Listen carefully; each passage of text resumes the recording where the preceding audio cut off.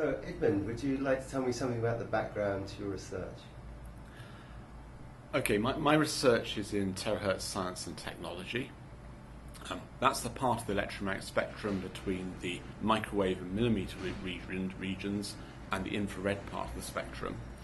It's got a range of applications for spectroscopy, for things like drugs, pharmaceuticals, and indeed explosives. It can be used for looking at in astronomical applications. But the problem with this part of the spectrum is there aren't good compact sources of terahertz radiation. And one of the things we particularly work on is something called a terahertz quantum cascade laser, which is a potential high power source of radiation in this part of the spectrum, although presently we do need cryogenic cooling to get it to work well. Edmund, what made you apply for the Dream Fellowship though? Why did you do it? I was invited to apply for the Dream Fellowship and it looked like a good opportunity. My work involves a wide variety of activities. There's a lot of work in MB growth, in device fabrication, as well as actually running the laboratory, working in the laboratory itself in terms of characterizing lasers and using those lasers for applications.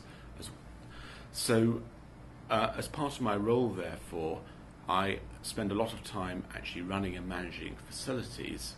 And this seemed a good opportunity to apply for the fellowship to, firstly, to perhaps move away from some of the running of facilities and maintaining those and look for someone else to take over that responsibility, but also to look at new opportunities for collaboration, because in the terahertz frequency range of the spectrum there are a lot of opportunities and a lot of those have not been fully explored as yet.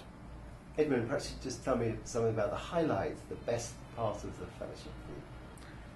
I think the highlight has been having more time to actually think about what we're doing in our research, to actually engage more with international collaborators, and to look for new opportunities to take our research further and perhaps explore some different fields, maybe working with biologists, working with physicists, and to try and explore the future applications of the terahertz region of the spectrum.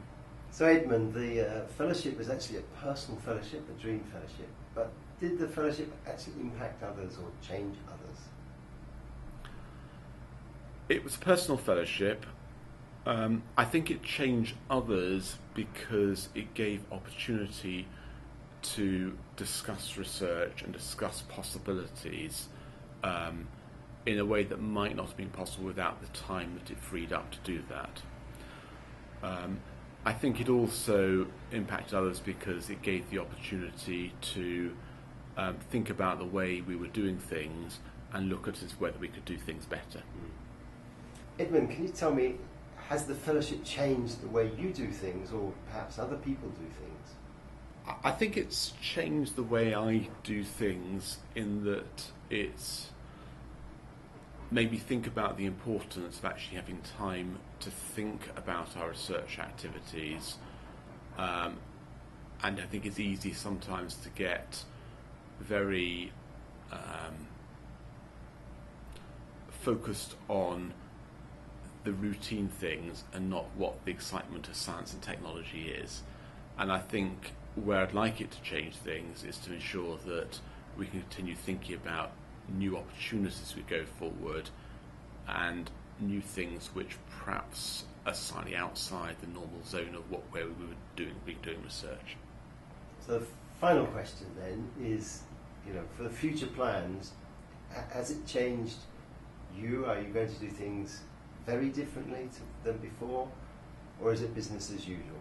I think future plans are very much to try and make sure there is the space in my timetable, my diary, to actually think about the innovative things, the things which will make a real difference in years' time, and to try and avoid getting focused too much on the day-to-day activities that just keep things running.